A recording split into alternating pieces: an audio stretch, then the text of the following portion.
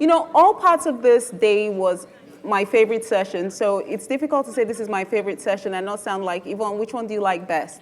But this is where we really get to talk change. So I'm really excited about that. Welcome back. Did anybody get chocolates? Yeah. Did you fill the notes when you got the chocolates? Okay, so that's a no, but do make sure, stop by, fill a note. We do want to get feedback from you, but we will send you evaluation forms, so expect to see something in the email from us. So I have my great, awesome panel here. I will start off with Gil Severini. Hi, Gil. It's almost like saying hi. I've said hi to you how many times today, so to have to say hi again is something else. But we have the introductions on the panel on the screen. So Gil is VP at Holt Renfrew, Change Management. Yeah. So really looking forward to talking change. Thank you. Thank you. Welcome.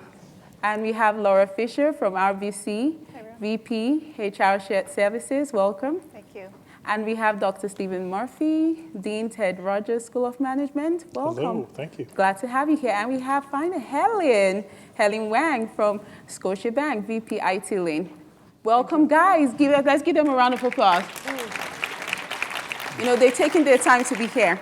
So we have questions. We can make it interactive. There's some questions I will ask, and we will open the session to the team, the audience. Please ask questions. Talk about the initiatives you're leading and chip in to where they have questions. You can save your questions towards the end. Hopefully I get a time check at the back. And if you feel the strong urge to ask a question during the session, should they ask a question during the session or wait till the end? What do you prefer? Anyone, right? Anytime. Anytime. Okay, so Gil, since you're closest to me here, I think I will start off with you with my questions. For sure. So you have an extensive background in organizational change management, and you've worked in many organizations. You're in retail at the moment. In your experience, what are the biggest mistakes and failures you've seen when it comes to implementing and leading change with organizations? Mm-hmm. Tell me about it. Or tell us about it.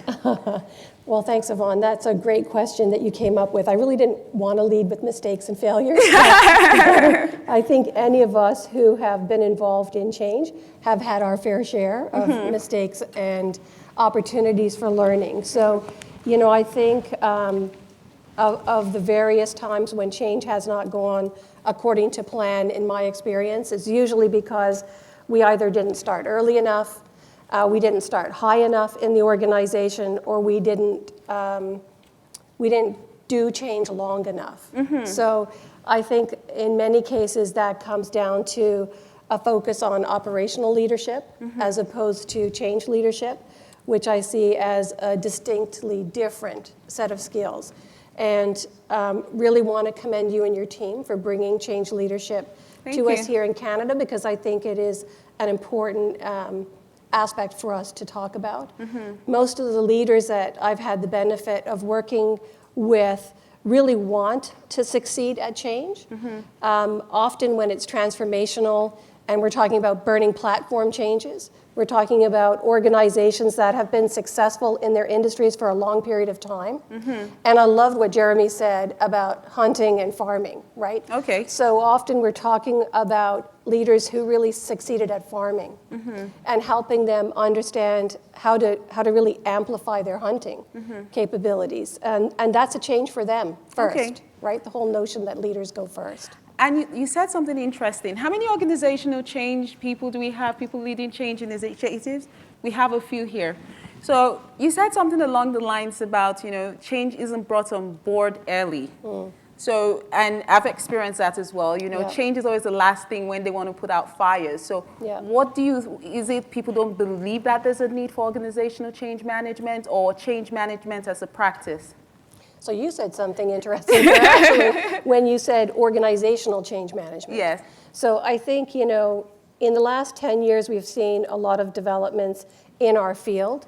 We went from the Change Management Institute being relatively unknown in Canada, although they founded in 2004, to becoming more well-known. We have ACMP here. They were founded in 2010. They've become dominant in North America. And they've really, I think, started to shape what does change management mean. But also in the background, we have organization development, and we have Project Management Institute, and not just project management, but portfolio management. So we have this array of capabilities. But I think most organizations don't really bring it together in a way that leverages the best of all of those capabilities strategically. Okay. So let me jump to Helen here, because Helen, I find you very interesting with Scotiabank. I know you guys are leading a lot of change. You know, the most interesting thing I found about Scotiabank is when they said that they positioned itself as a technology business providing banking services. So that idea in itself is really disruptive, you know. So there is a lot of change going on there. And so how could you share some of the ideas, the changes that's going on with your organization and what it means to be a technology bank driving change? And, you know, to Laura's thing, how do you incorporate change leadership, you know, of the focus on leading change with all these initiatives that is going on? Sure, yeah. That's the statement our fearless leader made to the street, Mr. Brian Porter. And to me, my interpretation is that we're all change professional here. We all know about the change curve, the different stages, denial, acceptance, and embracing. I think you need to accept the fact, and the market has changed, this environment has changed, and start embracing it. I think this statement, this vision, to rally the team of Scotiabankers around this vision to really build a technology bank in the banking business is our acceptance to the environment change is the beginning of we embracing that change. So I think that's very, very, very, very dramatic for us, for a bank. You can think about the legacy system, the cubicles, and the height of the wall in between the cubicle depends on your rank, right? It's very dramatic. I'll share some of the ideas. I'll start with the leadership. Our executives has been several trips to Silicon Valley to really learn about innovation and technology from the technology giants. In addition to that, the bank appointed a Silicon Valley technology leader to lead our digital banking division. His name is Sean Rose. Sean brought 20 years experience in fintech and product management to really, really drive our innovation agenda, as well as to build our digital marketing and sales capability. And this is very, very new to a Scotiabank with almost 200 years of history. And in addition to leadership, we're also using innovative approach to look at partnership. So we partner with venture capital, invest in the area that's emerging, like for example, analytics and machine learning. So all those concepts are fairly new to us, but then we need to embrace. We partner with academia to really tap into the talents and research capabilities of the academic leading business schools. Okay. And we also partner with fintech. One of the examples is we partner with a firm called Cambridge, leverage their data analytic capability to make a fast decision on customer risk profile analytics. So we were able to shorten the application cycle time of a small business loan from 6 weeks to about 7 minutes. So that's really, really dramatic. That's really leading big change. So with all of those changes, what are the key things? How do you drive and lead such change within your organization? So what are the key drivers to making it successful? You've spoken about these fantastic things and these innovative things, 6 weeks to 7 weeks. But what makes it successful? What focus do you put on change leadership or, putting a team together that can help drive this change? Right, and Yvonne, there's a lot of things are what I will call are the science stuff, like you need to have better tools, better technology, and better process. There are also this cheesy stuff, which is culture and leadership, right? From leadership perspective, I worked for the past year specifically in our IT department. What I found is striking is really we're driving forward leadership mindset in 3 areas. The first thing is how do we drive transformational change, like we heard from John, from Jeremy, from Paul. Instead of siloed, stepwise, and incremental changes, how do we drive transformation? So that's mindset number 1. Mindset number 2 is how do we start to empower, engage our team, and transform our leadership from the mindset of command and control. Okay. Because over the years, a lot of the time, our middle management were promoted because of our technical capabilities. Oh, We're super doers, right? We do our tasks really well. That's why we get promoted. But we never really invest and coach them on leadership competency. So the bank is really driving forward on that. okay. And the third one, last but not least, is the relentless customer focus. Okay. And it's very important to mingle that into our day-to-day work, translate into, if I'm not client-facing, if I'm building servers and hardwares for the infrastructure part of the technology, but I know what customer want, how do I work with my internal partners and see them as client in a way to work together and drive forward. Okay, awesome. You did say a lot around innovation and fintech and some of the things that you're doing. So I want to take this back to Stephen Murphy, Dr. Stephen Murphy, and talk a lot about innovation. Sure. So, in the media, locally, globally, there's a lot of talk about innovation. The buzz is there. This innovation, this or this. A lot of talk about it. So my question to you is, how can we respond better and faster to leading change? And is it really all talk? Well, Or are we doing something about it's a it? good question. I mean, there's a lot of talk. I think if you take a step back into Canada and you think about where innovation is happening, we have a whole lot going on. If we talk about it as a sort of a national topic and a national audience, probably my view, from an academic point of view, is that it's pretty fragmented in our country compared to others. And so we tend as Canadians to be a little humble, and we don't like to place a lot of bets on particular industries. And a result of that is that we don't tend to have sort of one or two or three sectors in tech that we would say is what Canada is going to own or stand for. And as a result, we end up trying to do everything and perhaps a little bit less effectively than others. But that's not to suggest that there isn't substantive change. You've heard about change in the banks and the fintech sector. There's huge change going on. I'm more just talking about a macro perspective of thinking about Canada, that really, while there are really smart pockets of change, I'm not sure sort of when I see the innovation and I see the incubators and the young people who are striving to build their businesses, the ecosystem is still not at the level of maturity in Canada that I would like to see it. It's growing and it's getting to that point, but I think there's a lot of cultural barriers as a society we have to overcome, because I think we are quite conservative as Canadians. That, the fact that our banking sector has been regaled as one of the best in the world is in no small measure because we took a more conservative approach in 2008 and 2007 than others did. So it's not that conservatism, small c conservatism, is a problem, but it's something to manage when we think about innovation, to sort of own who we are as Canadians, and then where do we move from there. And so I'd like us to see us a little bit more focused on areas, because you can't be all things to all people. Yeah.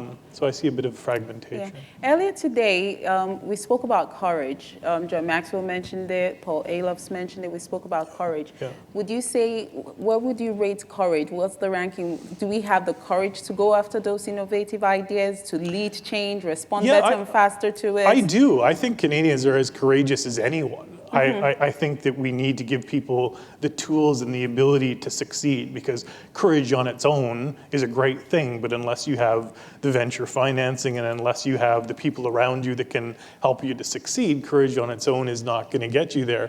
So I do think we have courageous individuals. I think we have courageous people in organizations who are quite entrepreneurial. But I think that without some of the other key components of the infrastructure built up a little bit more, we may not see the kinds of returns on investment that I would like to see, given how much money we are putting into grassroots entrepreneurship.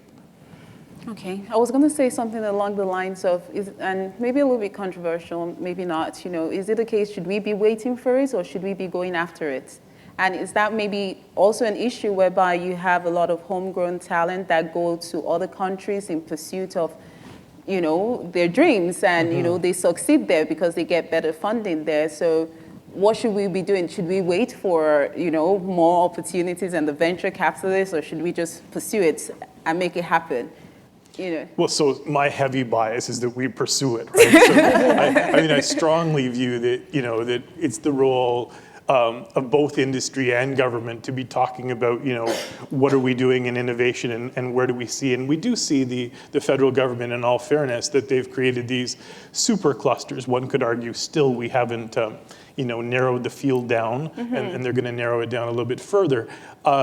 But absolutely, you have to seize it because the world is not waiting. And so you make a great point in the talent drain. And so I see us as having a great opportunity right now because with the politics south of the border, the reality is that many people are looking north to come here and to stay here. And we have to match that with the reality that many of our best and brightest students, if you think about our top flight computer science or engineering grads, they would have flocked to Silicon Valley in the past because we couldn't touch the salaries and we couldn't touch the opportunities.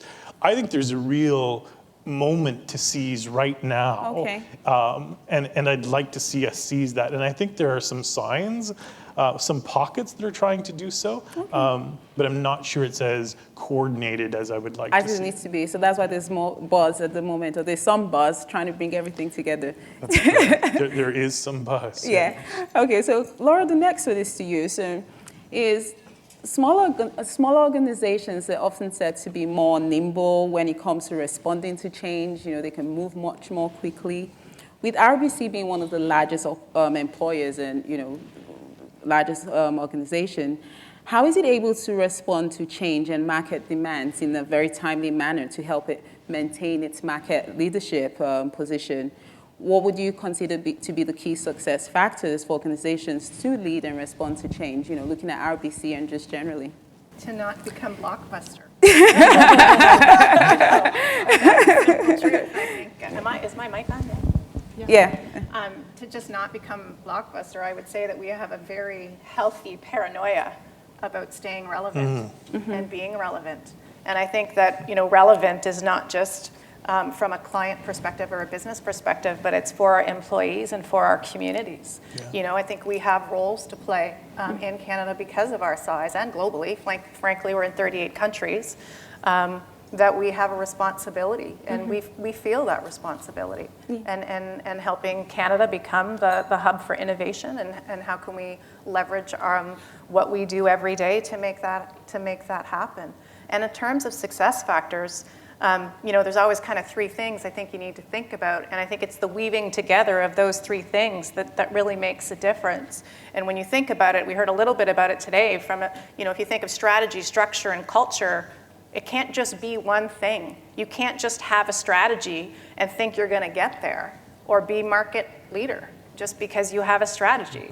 The reality is you need people to make it happen. And so when you think about your structures, I think we've talked about this, right? And, in our case, we have 150 years of being in business. And we talked about earlier today, what's got us here won't get us where we need to be moving forward. And, all that legacy, or we're talking about legacy systems, it's how we're going to start to look at the way we're built differently.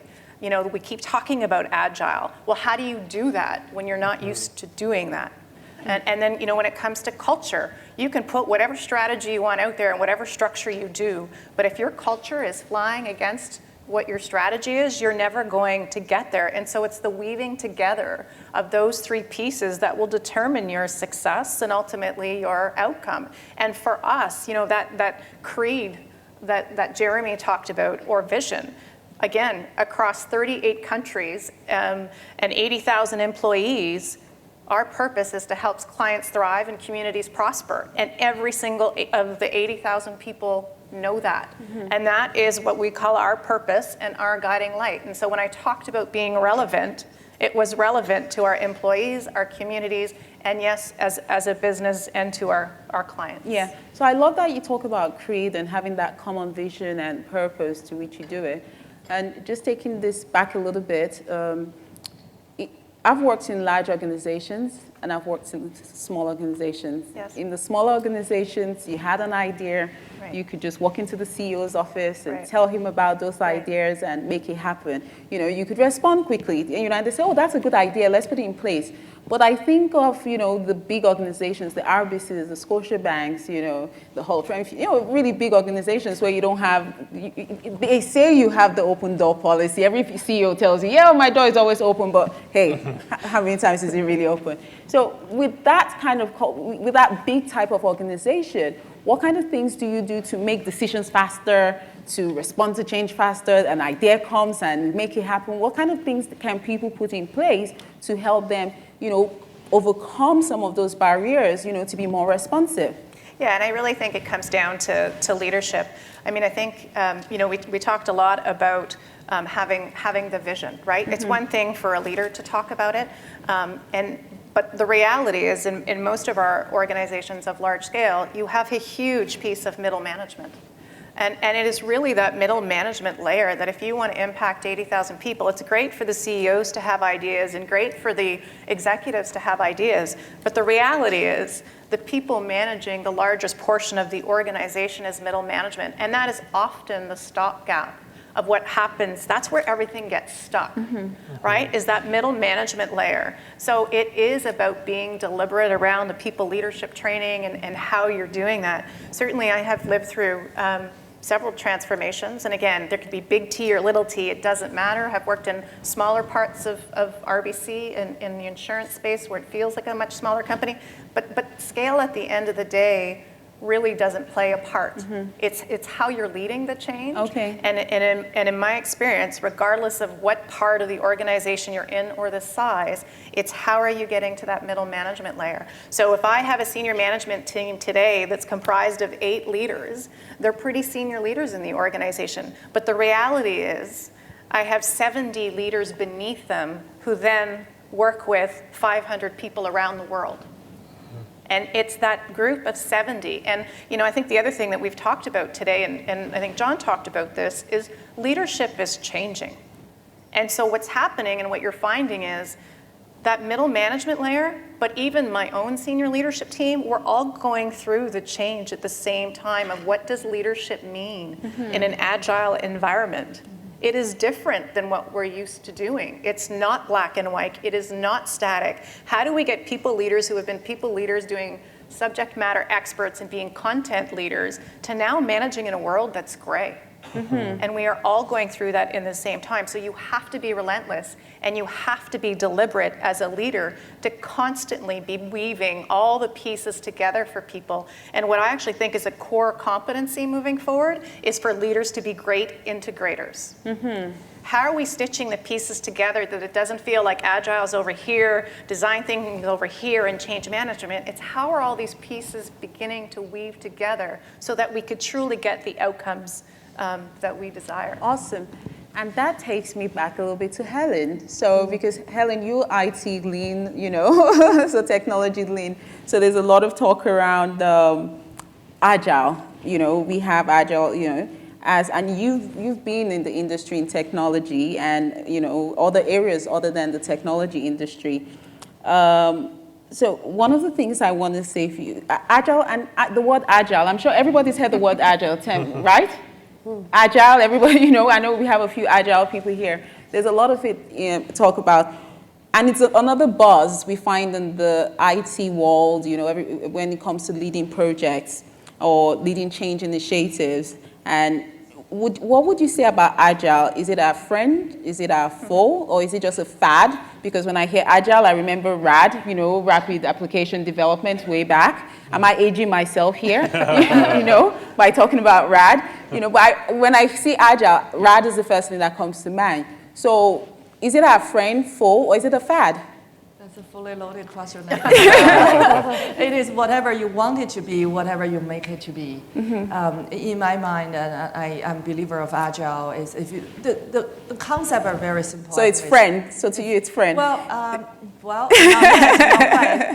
If you think about the concept, everybody would agree it's common sense. We want to deliver faster. We want to respond to our business more efficiently. We don't want to drive more waste. We want to deliver quality product.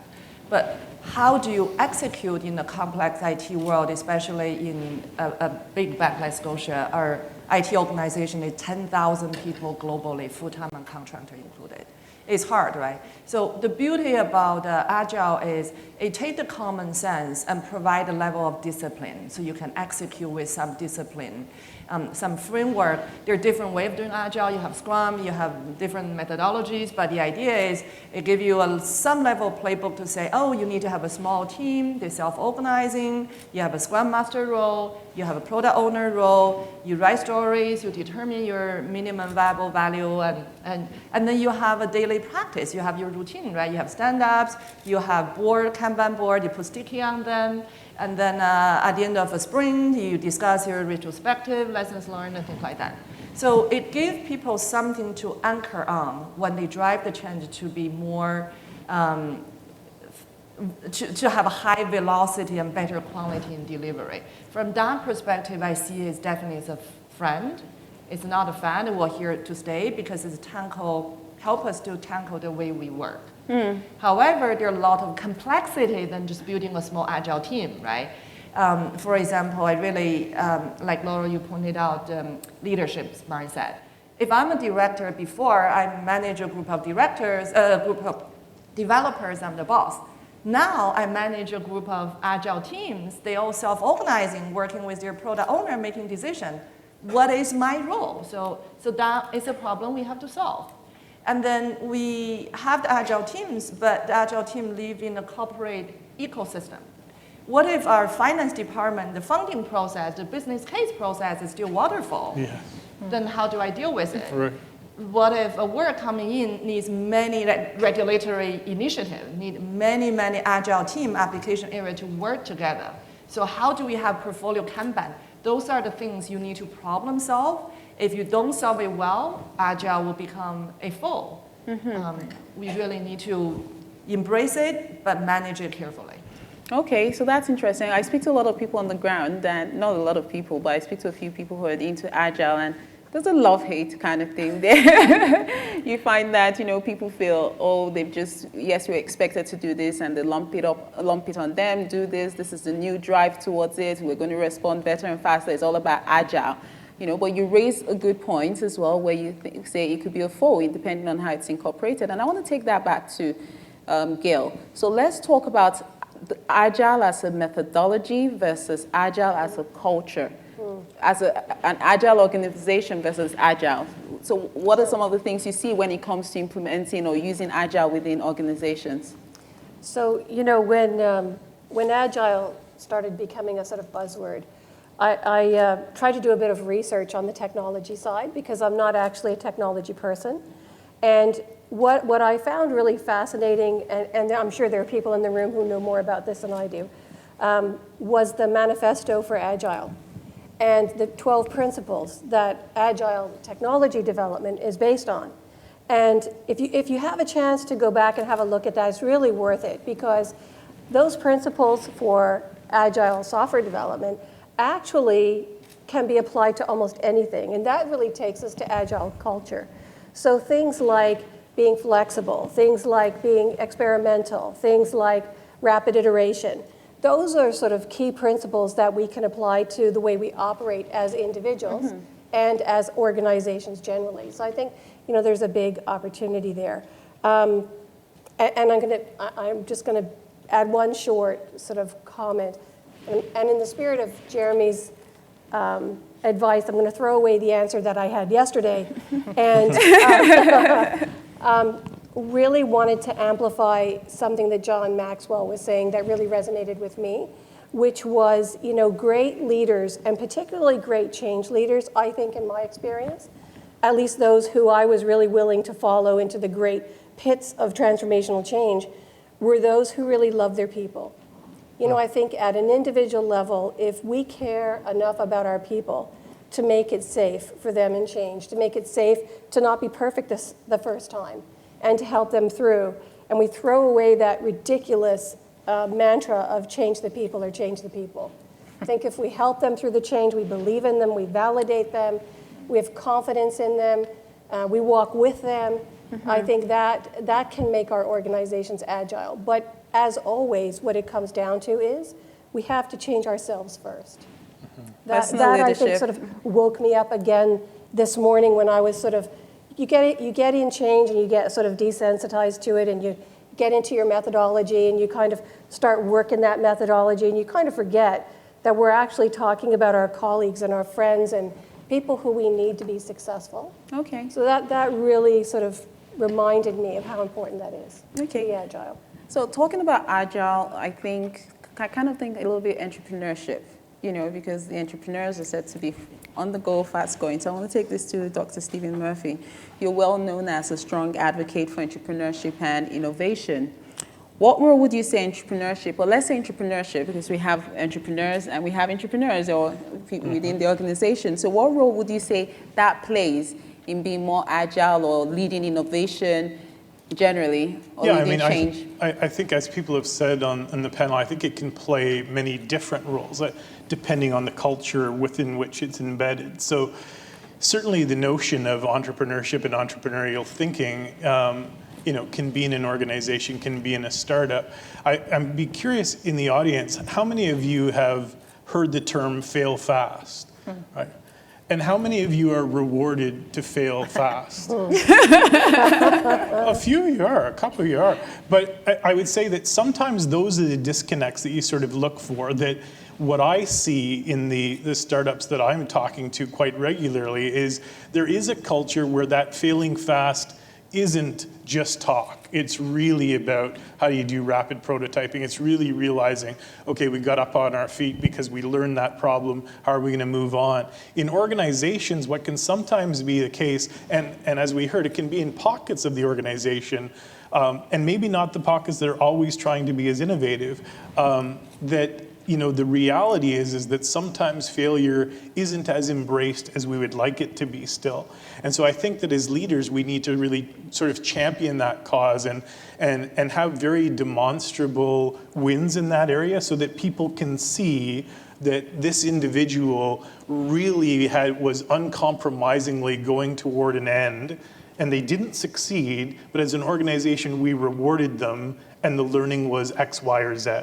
And I don't think we do that enough. So I do think that entrepreneurship and intrapreneurship can be a catalyst for change, but again, it's embedded within the culture that you find around yourself, right? And I think we're hearing that across the panel. Yeah, so this is my own personal question, and I want to hear it directly from you. How would you describe entrepreneurship? How would I describe entrepreneurship? Intrapreneurship. So I think it's the exact same tenets of an entrepreneur as applied within an organization. And so, as the dean of a business school, what we're really about is trying to give students an entrepreneurial mindset. So no matter what organization they go to, they ask questions, which this generation, frankly, does a lot better than mine did from day one around, why do we do things like this? Why is it organized like this? Why does it take so long to get a message from HR? Why is finance delaying things seemingly? And I think that those kinds of questions are really, really important. But to come back to sort of the core of your question around intrapreneurship, I think that a really effective intrapreneur is somebody that can mobilize people around a vision. And that vision is really important because we talk a lot about culture and strategy and structure, but the enacting of strategy is really that sort of unbending will toward a vision that people buy into. And as we've heard, that can happen at any level of an organization. And often, it was a really good point you made around middle management. They can be sort of missed in this, but often what I see in big organizations is change happening at a middle management level. And really, a person is quite, they're given a little bit of leeway to define the problem in a whole different way that the organization used to see it. And their team might be seen as a little bit rogue, but they come up with a really valuable solution. So that's probably more than you wanted to hear on entrepreneurship, but I think it's such a valuable thing. And I really think it's a mindset that we are going to see more and more of coming into organizations because anything can be disrupted. I come from the academic sector, which is probably one of the most staid institutions that we have in our country. And we are as susceptible as anyone to disruption. And I think that unless disruption gets into our vocabulary as culture, structure, and leadership can, that we really have we really run the risk of what is the next wave in our industry, and are we going to be laggards or leaders in it? Yeah, and you talk about the next wave, and we've spoken about structure, spoken about functions. I want to take this back to you, Laura, and I would actually use a HR example before I go into my question. I remember, you graduate from university, you have a HR function, within an organization.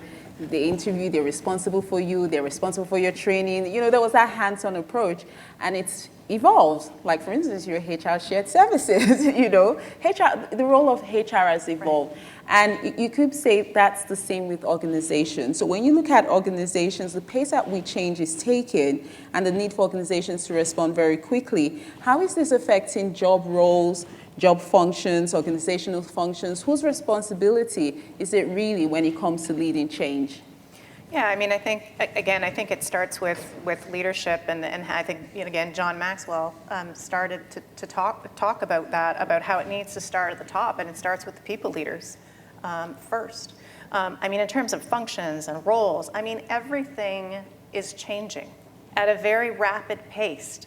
It comes back to that notion of the fast forward we talked about this morning, and maybe because Jeremy put up a picture of a marathon and there's some marathoners in the room, I'd like to think about the traditional way of the way organizations are running today. And I think the point of disruption and trying to do something different is almost think of it like we've been marathoners. We've all been trained to run marathons. Project taking 2 years, 3 years, 4 years, and now we're being asked to sprint. And if you just have that visual of what a marathoner does and how they train, it's very different than somebody that's in an agile space. That's somebody that needs to sprint and get something done every 2 weeks. They're different training. There's different, the muscles are the same. Yes, you're using your legs, and yes, you're using the body, so you have that experience to count on. But your actual physical build is different. How you train is different. One is 9 seconds, and one might be, 2 to 3 hours, depending if you finish 1,000, I think it was, or earlier than that. But that's kind of a good visual to have, and I think that's where it comes back to agile being a friend or a foe. I think it depends on which one do you prefer to be, the sprinter or the marathon runner? Because let's be clear, not everybody wants to sprint if they enjoy something about marathons, because some people like the black and white and the running and the pacing of a marathon versus something that's agile. Agile is about retraining. And coming up with new ways to do things. So everything, I think organizations have to become more fluid, right? And I think part of the culture is putting disruption in our DNA, right? It is part of the culture, is that we need to disrupt ourselves first. If I go back to the first question you asked me, and why are we so successful? Because we do not want to be blockbuster. Because we know we need to disrupt ourselves or somebody else will. Okay, and this question is to any member of the panel. Would it be, it's almost like saying, as some organizations perhaps train the baby out with the bathwater, because he said there's a marathon, there's a sprinter. There might be some organizations that say it's all about agile now, and then all of a sudden everybody has to implement agile, and they don't take into consideration that there's some projects that may not really be agile friendly, it's either one or the other, So where does that come in? Yes, we want to respond better, faster to change. So an organization says agile is the way, or let's do it quickly. How can we do it? Is there any room or recognition for, there are some things that take time and should be done differently? Anybody on the panel? Yeah, I think it comes back to the conversation about pacing, right? It doesn't mean that an entire organization's going agile. Some people may make that choice. That they want to take, everything's going to be agile now. I think when you think of things like banking, that might be risky in some cases. But I think it's that notion of understanding what that balance is. And it doesn't mean that you get there overnight. So maybe before you were 100%, kind of marathon runners and everything was more waterfall-like, and maybe you're saying, well, let's kind of be 80-20 now. And maybe once we get there, we'll be 70-30. Because I think the other reality that needs to be talked about is that the more you do agile in your business, whatever percentage that is today, whether it's 10 or 20 or 30, the reality is the business as usual is changing too. So there is an impact to also the pieces that you're trying to hold and say, well, we'll wait, right? So it is that pacing thing. And I mean, again, John talked to us about that as leaders, one of the hardest things to do is pacing. But I think this comes back to, you would ask the question about, what do we do for our employees to help them make them successful? And I think it's having that conversation to say, there's different type of work. Tell me about the type of work that you are interested in. Today, they still have choice. There is still a little bit of both. But it's getting people comfortable with Gray. And some people, I guarantee you, that are in Agile rooms, and I've run many Agile projects, there is things like Agile fatigue, where people get in the room, and if you're sprinting every 2 weeks, and every 2 weeks, there's some people that thrive on that, and there's some people that just hit the wall. The benefit now is you can actually take them back out and go put them in the marathon for a while and have them breathe. Meanwhile, you can put somebody else in the room. So I think Agile, to your point, is still very much in its infancy. And I think as leaders, we need to be aware of that not everybody is going to be prepared for that environment, and what are we going to do to help them get ready? And I think that's where our COEs, for Agile COEs and organizational change management really come into play, so that we make sure we're taking people with us on this journey, recognizing we're all still learning as organizations. Okay, so before I continue with the panel, do we have any questions? Okay, where's the mic? Okay, we have a question here on this table, table 8, and table 9, and table 16. Okay, they're just getting the mics. So let's start going. Before we go to some other questions, let's see what the audience has to say. Can't see anybody. Yeah, so this is mine. Okay, so we have table 8 and table 16 and table, in between table 8 and 3. So here, table 8.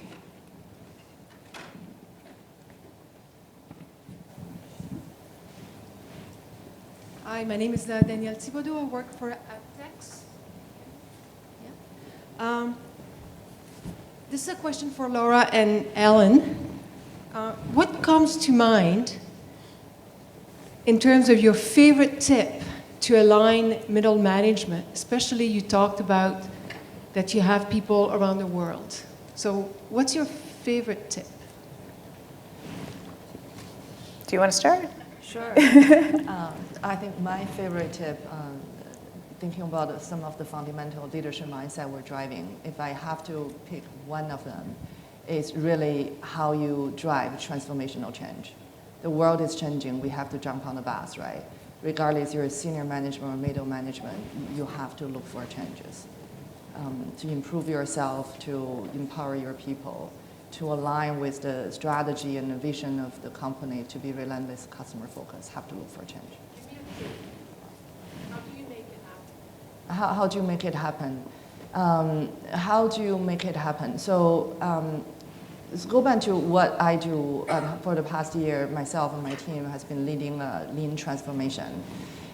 There are tools, there are practices, and you can do, and in the application development area in IT, you can try Agile, right? But I think this is the concept is more about let's get started, like explore, and let's keep learning. So there are things you can try. You can try huddles. You can try structured problem solvings. Huddle stand-up in the Agile is the same thing. And you can try more coaching. You can drive relentless metrics and customer focus. But in the end, it's just bias for action, get started, test and learn, explore, and marching forward. Okay, and Laura, one tip on aligning middle management? Yeah, so I think the biggest journey that we're on is management to leadership, right? And again, we talked about that, so I feel like we're repeating everything John said, but it's actually true. And that's totally been my experience. It's that notion of management to leadership. So how do you get your managers there, if they've traditionally been subject matter experts, if they've traditionally been in black and white, to get them comfortable with ambiguity, to get them comfortable with gray? Let me say it's a journey. There's not one thing that you need to do, there's many. But as a starting point, you need to declare what leadership looks like. Whatever that looks like in your company, you have to be specific and declare it so that at least people understand what they are today and where they need to be. So whatever words that you want to use, whether it's adapting to change, driving for impact, unlocking the potential of your people, right? Speaking up for the good of, whatever it is, you have to declare it. And then everything, and so that's the one thing, declare it. But then everything that you do as a leader leading those people is this comes back to being a great integrator. Every message that you do, every celebration that you do, every note that you send employees, always, and your leaders always has to connect back to whatever you're holding as the holy grail. Employee engagement, if you're getting scores back from employee opinion surveys, what is that telling us versus where we are on our journey? And again, it's a journey. There's not one thing you can do, but you have to be relentless to keep doing it. Yeah. And be deliberate at saying, I am going to have monthly huddles. I have no idea what the topic is going to be, but I'm going to have them. I'll figure it out, because part of what I think it takes now moving forward is you've got to figure out, coming back to the question of pacing, where are they at today? Right? Part of leadership now is using your EQ a little bit to go, okay, I wanted them to be further ahead, but they're not. Right? So maybe we'll have this next call on change management, depending on how that goes, and how are you involving them to lead the call, or whatever it is that you're doing a huddle. But the idea is declare what the leadership vision is, and then be relentless at continually holding that as your North Star. Okay. So we had table 16 here. Oh, who has the mic? Okay, it's table 16, then it'll come to 9 and 3. Okay, go ahead. Hello all again. I have a question regarding the managing the resistance in agile context. So we have a sprint, and they should, like, people report on their progress and all these things every day, like in a Scrum context. So at one hand, we have a transparency. So what do we do in daily work?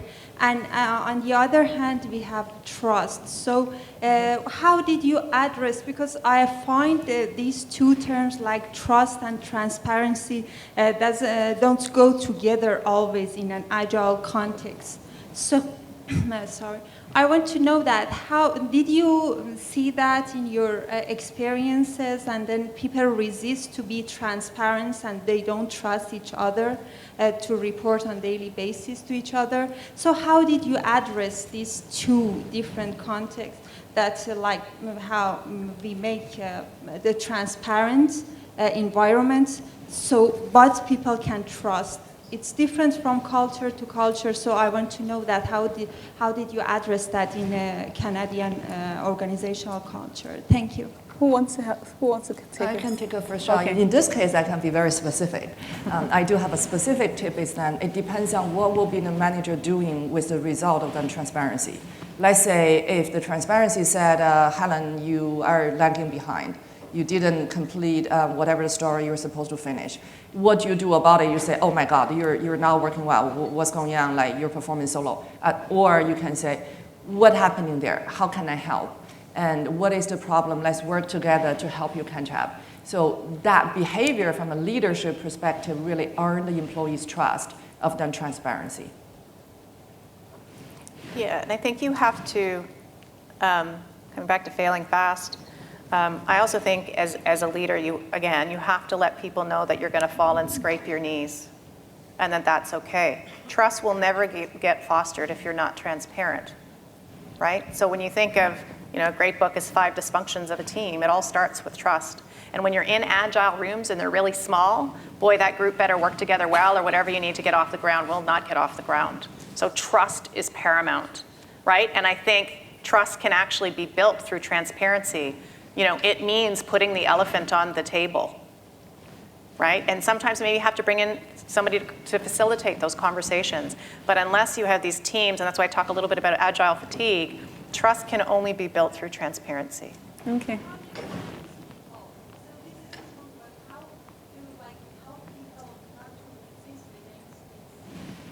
Yeah, and I think part of it is, coming back to the question earlier, that maybe not everybody likes working in that type of environment. I think there's some honest conversations too, that maybe it's not what's happening in the room. Maybe it's just that one individual that's just not comfortable, or feeling like they don't have the confidence to go communicate whatever it is that they're trying to be transparent about, because maybe they're the one person in the room that says we should go right and everybody else is saying go left. Sometimes it's supporting them and kind of saying, well, help me to understand why you think we need to go right. What's the blind spot we're missing? So sometimes it might just be, how am I supporting that person in that moment? But again, Agile is not for everybody at this point in time. Some people need time to warm up. And sometimes the best thing you can do, I don't think you need a title to lead. Sometimes maybe just take them for coffee. If you sense somebody in the room is not sharing, or maybe you're the person not sharing, talk to somebody else in the room and say, can we go to coffee because I'm struggling with something? People always want to help, but maybe you need to take it out of the room. Okay, sounds good. So we have table 9 there. Hi, my name is Mark. I'm Hi, an Mark. analyst and entrepreneur, and I have a question. Check, 1, 2. Okay. Yeah, talking about innovation and entrepreneurship, what do you think about offshore outsourcing IT development? And do you see any shifts today regarding it and attitude to it? Yeah. Can you just repeat your question? Do we see any shifts in offshore? Yes, in the market, because from incorporating offshore teams might be a challenge. Oh, I see. Yes. And do you see any shifts towards offshore outsourcing today in this Canadian market? Okay. Talking about shifts, I've been seeing shifts, but many. What would you say, Dr. Murphy? Oh, I think we're seeing tremendous shifts on outsourcing of all things, right? So I don't think that in any large organization there's any one route toward innovation that's being taken, right? So you'll see innovative teams within, you'll often see teams that are outside the mothership.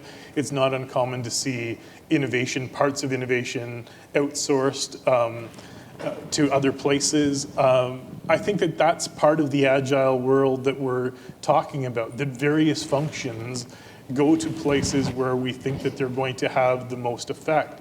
I think probably most germane to your question is, how do you get the learning when it's offshore to come back into the mothership? It doesn't even have to be offshore. Frankly, there's a lot of companies I know that are running incubators sort of outside the mothership that are pretty close to their headquarters. And it's questionable whether the learning comes in. And I think you have to have some kind of channels that allows that innovation to come in to disrupt what it is that's going on. And if you think that you're going to do it all on the outside, you're really just putting off the cultural change that the leaders up here are advocating for. So yes, indeed, we see more. And so the risk in that is fragmentation. But the upside potential is that you can get new, novel ideas, because what hasn't been talked about in terms of innovation is, one of the big differentiators in Canada is our diversity. And the diversity in every way, in every form. I mean, not only do we have people from every walks of life, but we also have diversity in our thinking. And that can be a real driver for innovation, as can innovation that's offshored into different parts of the world, giving you intelligence into markets that you may not have a presence in. So to me, I think it's really about making sure you have mechanisms back in the mothership to integrate this knowledge. Yeah. And I may be seeing things a little bit differently, but I almost feel as if there was that big shift at one time to offshore, and they wanted to offshore everything, And there's been some shift to, looking at things differently and bringing some things back and finding that right balance. I'm not up to date on the trends, but I just kind of felt that some of that offshore had come back home, kind of thing. We have, yeah. It was really conservative, like you, but now the U.S. is way more open, and I guess it was. Yeah, U.S. is way more open, and Canada was lately very conservative. Okay. Yeah, and my question is, probably it's already answered. Yeah, and talking about conservatism, that's what we spoke about earlier with the innovation, Being conservative has helped us, like in the financial industry, we were conservative, so, we weren't too affected when we had the big recession thing, but does that conservatism go as fast, maybe to the innovation space? Maybe we're still a little bit conservative because of, Well, maybe, but I think it's also about owning that in any country you have many characteristics that make up who you are, right? And so, sure, we tend to be conservative in Canada, but we also, as I just said, tend to be one of the most diverse cultures. And I personally don't think we leverage that diversity in terms of business strength. So sometimes we pat ourselves on the back and we say, this is a great country to live in, and isn't it a wonderful thing to, but we don't say, like in Toronto alone, right, we have over 172 diasporas. The amount of talent to leverage to say, how do I break into this market, literally lives in our backyard. And so I think that there's a whole, there's many degrees of strategic intent that we could have in both entrepreneurial behavior and in entrepreneurship that really is just owning another part of being Canadian, and that is being incredibly diverse. Okay. So we're conservative, but we're also diverse, so let's use those values. Okay, awesome. Yvonne, can I add something on that topic? Okay. If I may. Yeah. I think there's a connection between conservatism and innovation, because innovation can really help us being conservative, do the conservative job better. For example, in my previous cases, when we approve small business loan, we need to check the client's credit risk. The bank need to be conservative, taking on the right risk, right? But how can we do faster? We leverage better technology. And the bank, we have huge requirement on information security. We have a lot of threat on fraud, but how do we use predictive analytics to really understand better the pattern of fraud and detect faster, right? So whenever there's a threat, at the same time, there's opportunities. Okay, awesome. Thanks. We have a question at the back. Hi, my name is Michelle. I have a question. And first of all, Yvonne, I'd like to thank you for putting this on and all of your helpers. It was a great opportunity, and I'm really grateful to be here. And thank you to the panelists for taking your time out of your, I'm sure, very busy schedules to be here. So my question is, with regards to being an external change agent or change catalyst, any advice on especially in the healthcare and public sectors, do you have any advice on how to impact change when you're external to the organization? So I'll take a shot at that first. In my career, I've probably spent half of my time as an external and half of my time as an internal. And it's really very different. And there's pros and cons, I'm sure you know too, pros and cons of both.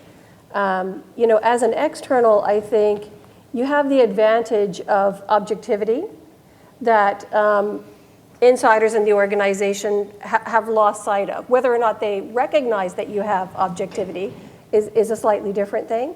But I think you can leverage that by sharing your perspectives on what you're seeing. I think that's a really important strength that externals bring to the table.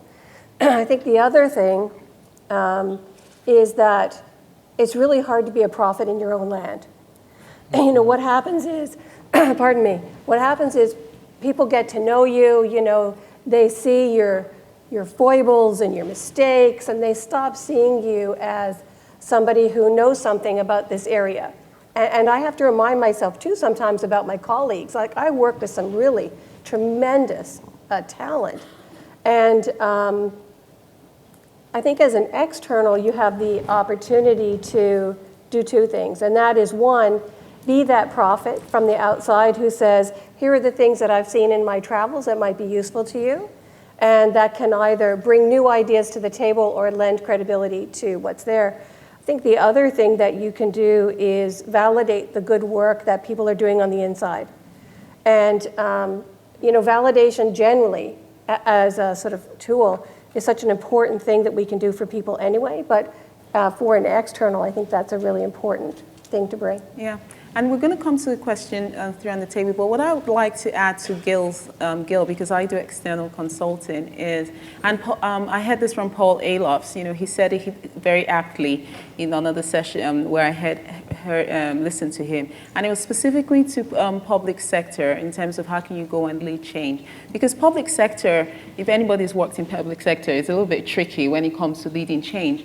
So maybe the question is, are we going into change them, or are we going in to, help lead the change? And one of the mistakes is easy for anybody to go is to go into a place and say, I want to change the way they do things. What about understanding the culture and leveraging the culture in terms of how you do things?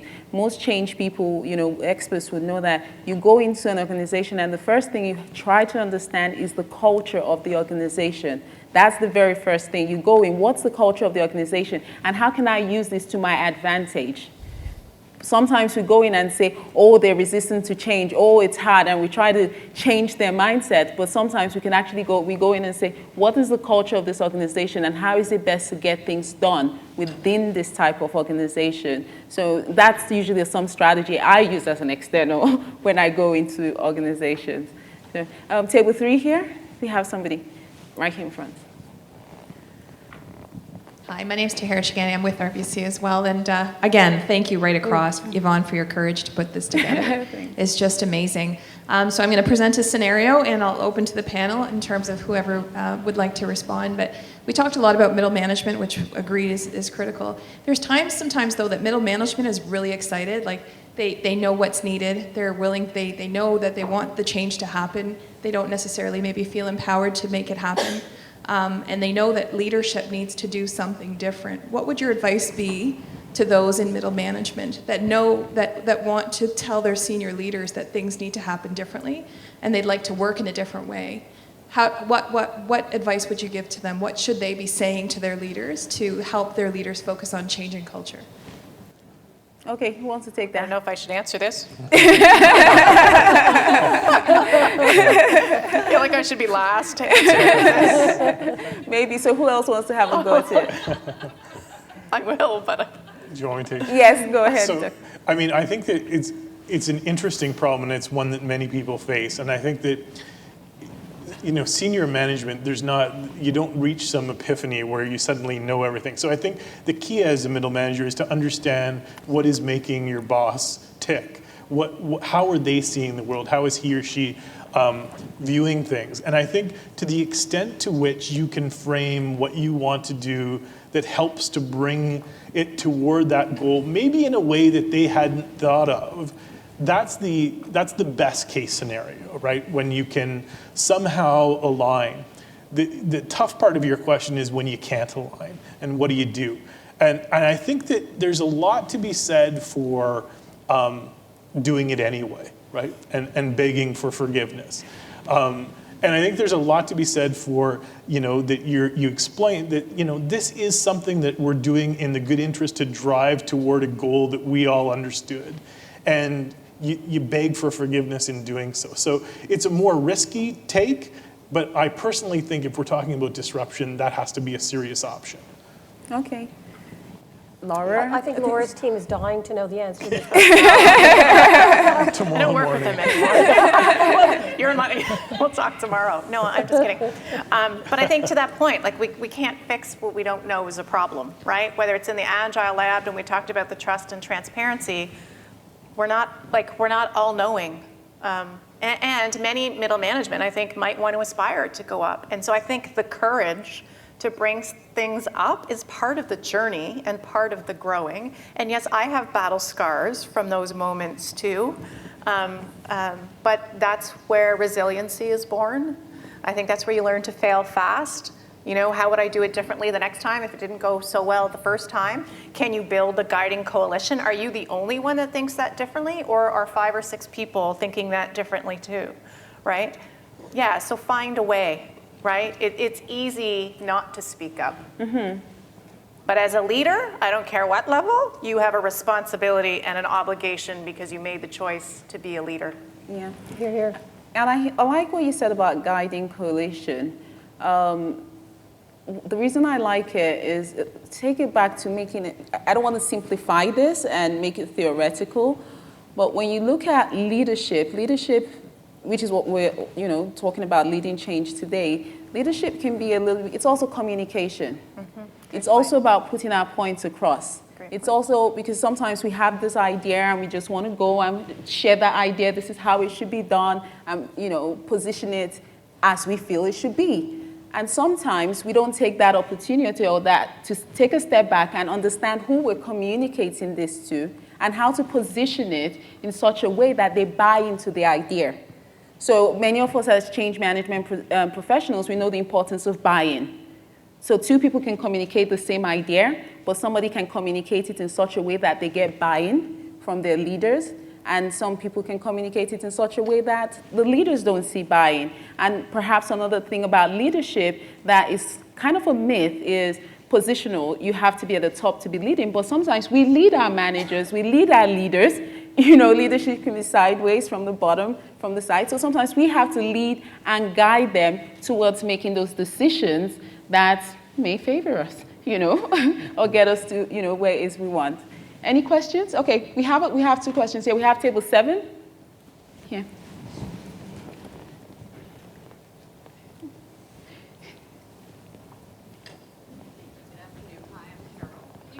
Mic's not on.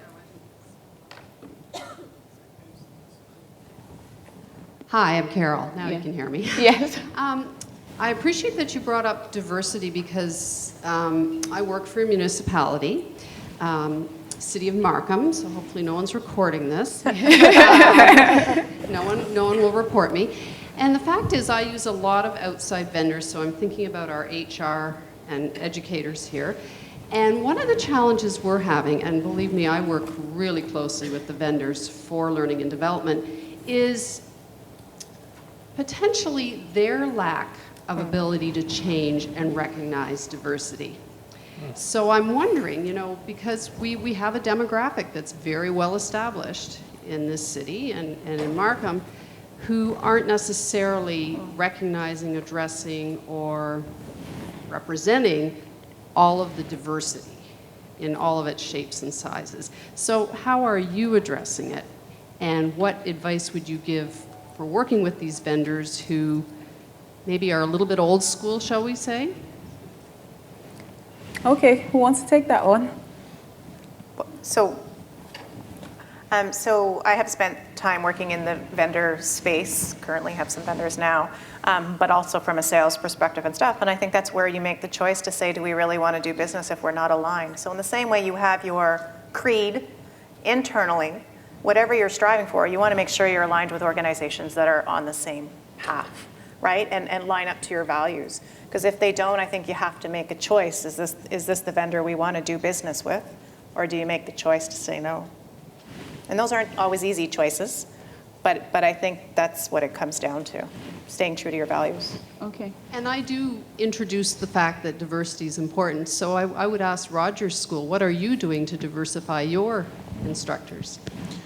Well, instructors is a tough one, as you know, in the academy, right? With tenure, et cetera. So, I mean, I think it's EDI in our hiring, equity, diversity, and inclusion in our hiring is crucial.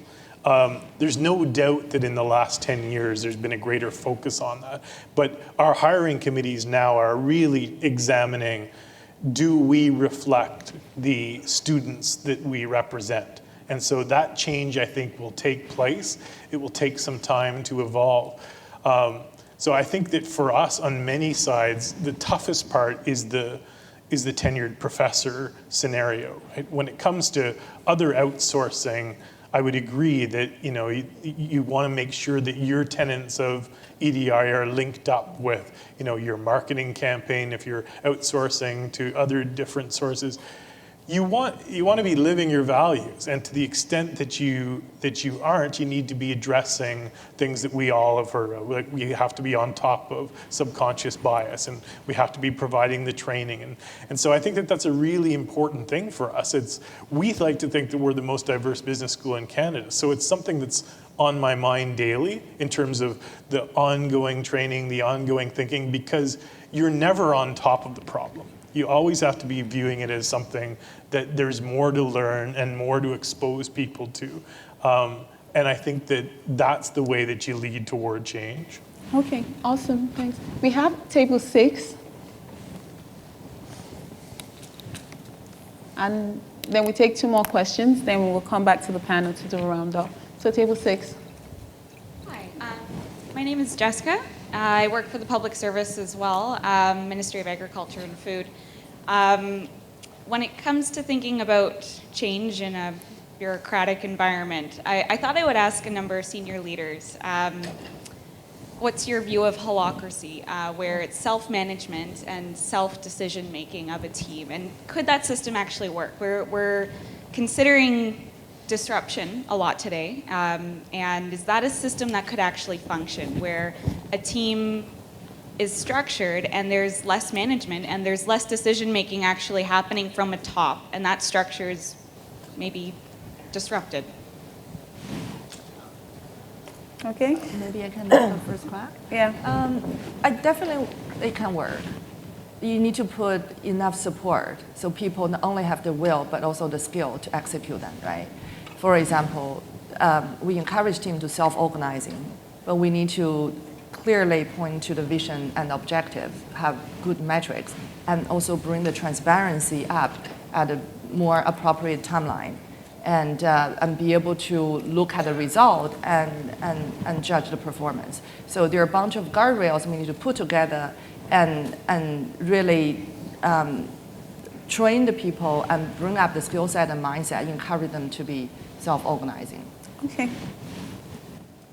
So, I would say, first of all, holacracy is outside of my domain. I want to first confess that, which never stopped me from having an opinion before. But what I like about holacracy is the nature of buy-in, that it seeks to embed in the DNA. I think the notion of, even to say employees sounds kind of weird in that context. The notion of people coming together to do work that they think is important, that happens quickly and effectively, and everybody is organized around the same principles of the importance of it and how we get it done. I think that those concepts, are fantastic, and I wish I could work in that environment every day.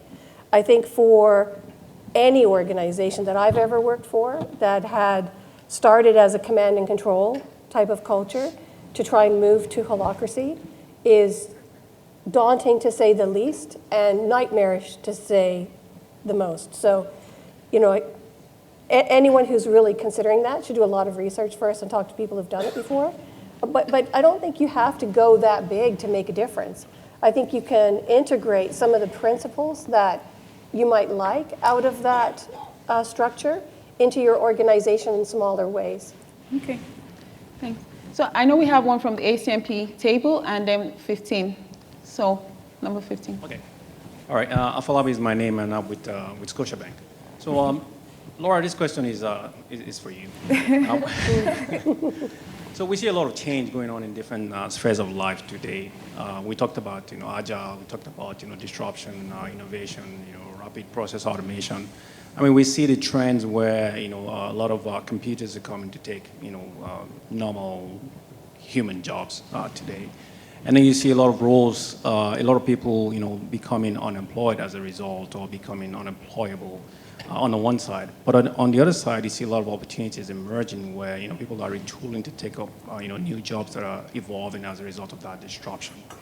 But from the way I look at it, it looks like as though the rate at which people are getting unemployed far outweighs the rate at which new jobs are emerging. So I've got 3 questions for you. Number 1 is, where do you see this trend headed?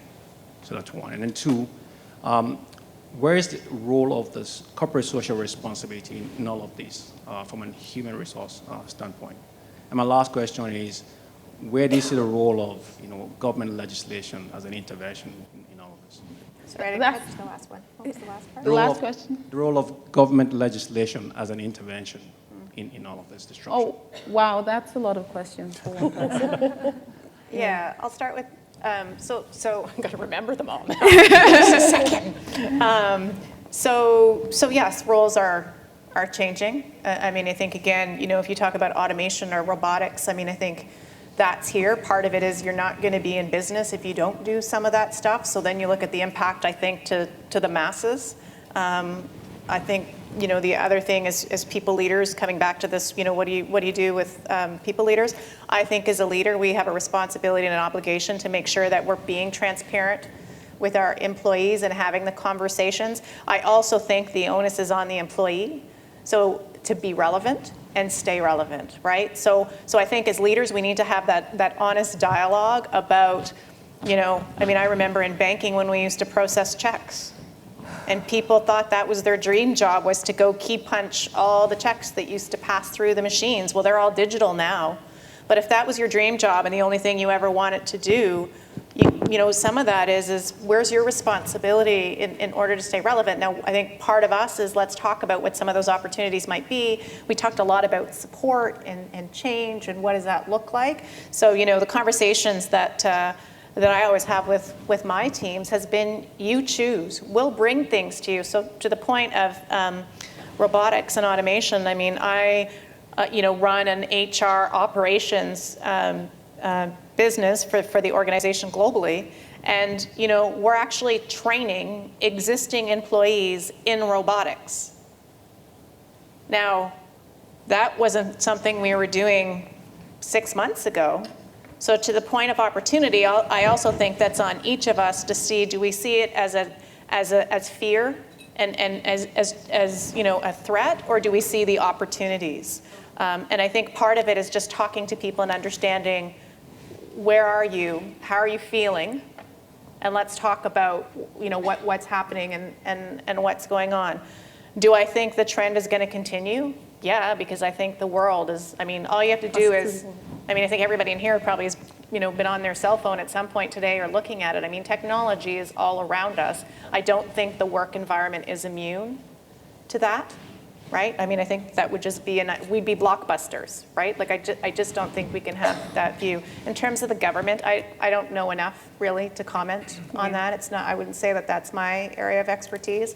And when you deal globally, every government's probably going to handle that answer and response differently. Okay. So we have the ACMP table. I can probably do it from here. No. My name's John Gracie. I'm here with the ACMP Toronto chapter. And I know that we've talked about transparency. Could we do it because it's been recorded? So thank you. Okay, does this on? Yes, we talked it about does. transparency and trust today. So my question to any of the panel is this. What are your thoughts about the emotional skill of vulnerability and leading change in the future? Emotional skill and ability. So let's start with Dr. Stephen Murphy. Sure. Yeah, that's a great question. So, I think that the best leaders, the most effective leaders, are able to show vulnerability. They're able to show that they're human. That can run really countercultural to many places. And so I don't want you to misread that as, in the wrong time, do the wrong thing. But I think that in key moments, people want to know that we are all human.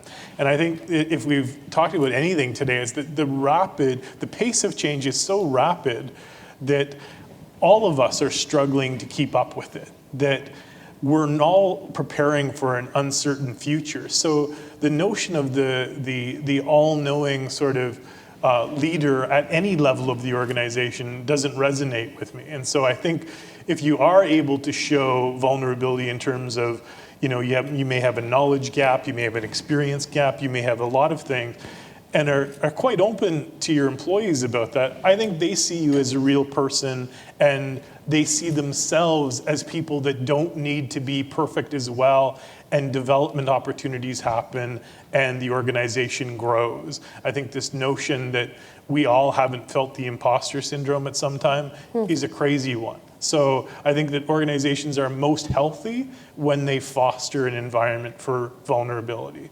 Mm-hmm. Okay, awesome. So I'm going to take it back to, just because it's in the back, so a very quick question. Okay, do you want to go ahead? Hi, my name's Antoinette, and thank you so much for your insights thus far. My question is, I am interested in hearing the journey to leadership each of you have had to reach your leadership destinations, and what change did you have to make to reach those destinations? Okay, and she wants to hear from everybody, so let's make it a quick So I'll do a quick story. My first job was taking staples out of banking documentation. My second job was putting staples in. The next phases would be fail, fail, fail, fail. moderate success, hope, moderate success, and then that's probably where I'm at right now. Okay. I like that. She really put this interestingly. Now I want to hear Yeah, I don't about feel like it. answering now. How do you follow that one? No, I would start with I'm a work in progress.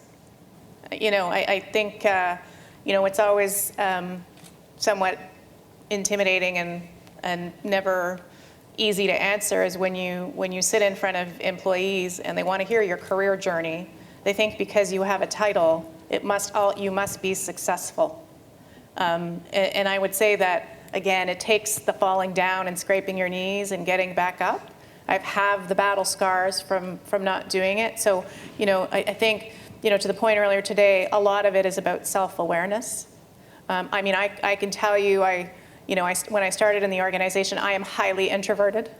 Highly introverted. And when I started in the organization, I was 20-nothing at the time. I remember a couple of days not coming to work because they had asked me to do a job that I had been trained for. I was in a management training program, but I completely blanked out because I was extremely shy. I never ate in the lunchroom. Like I left the building every day for lunch because that was just an uncomfortable setting for me to be in. And so I'd called in 2 days sick because I had just blanked out. And my manager at the time and my leader at the time said, well, like you've been training on this for 5 days. Like what's going on? Basically you're saying, are you stupid? So that got me all knotted up inside. And so I came in 2 days later and she looked at me and she said, you weren't really sick, were you? And I said, no, I wasn't. And she goes, maybe you should reconsider your career. So, interesting how journeys, they're not linear by any stretch of the imagination. And, when you fall, it's the moments when you grow. They're hard to come out of. You got to figure out how you get back up and what you learn in the moments of climbing back up. But I'm a work in progress. That was some tweetable moments there, so I hope you guys are tweeting it. You're going to tweet Laura's a work in progress. She said some awesome stuff there, and Dr. Murphy? I would just amplify that. I think that we probably all the difference is battle scars. And I would just say quickly that in another life, I was a hockey official, and I thought that might even be a career one day. But I had a supervisor who came in because I was a young, cocky 20-year-old at the time, 20-something, and kicked the garbage can over when I asked why I wasn't refereeing in the next higher league, which I just won't mention. And he let me have it. And it was a really good learning opportunity. It sounds awful, but remember, it's a little bit more old school.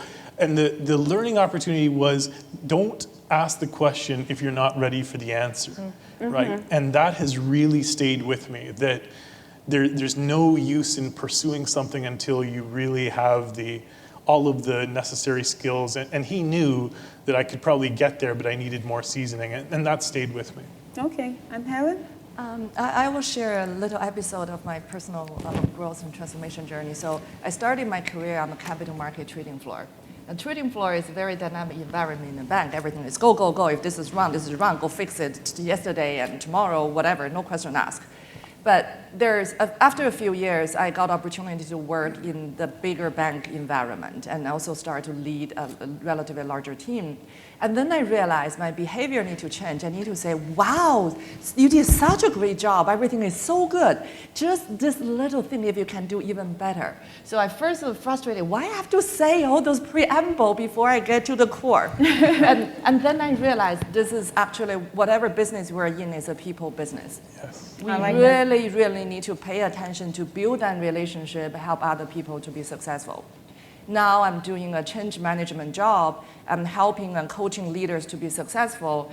One of the things is really helps me to align my mindset is, am I genuine?